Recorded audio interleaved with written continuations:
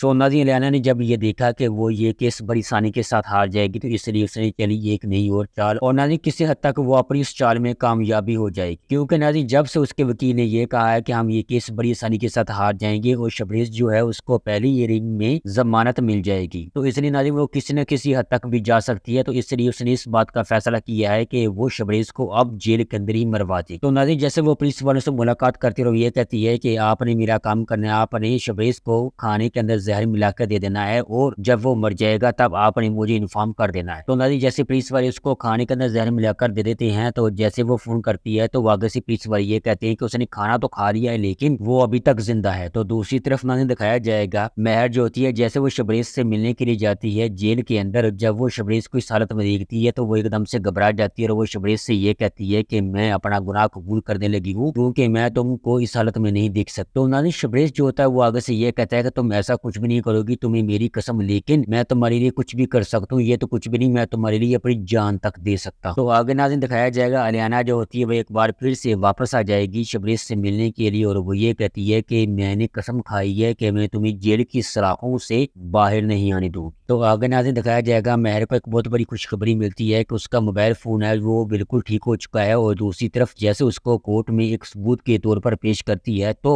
शबरेज़ को बहुत जल्द रिहाई मिल जाएगी। और दूसरी तरफ नाज़रीन अलियाना को पुलिस पकड़ कर ले जाएगी शबरेज़ को जहर देने की जुर्म। तो आगे नाज़रीन दिखाया जाएगा शबरेज़ जैसे अपने घर वापस आ जाएगा, शबरेज़ की माँ अपने बेटे से माफ़ी तो मांगती है लेकिन शबरेज़ जो होता है वो बड़ा दिल दिखाता है और वो अपनी माँ को माफ़ कर देता है। उसकी माँ ये कहती है कि मैंने बहुत गलत किया, मैंने अपने ही बेटे का घर बर्बाद करने की कोशिश की।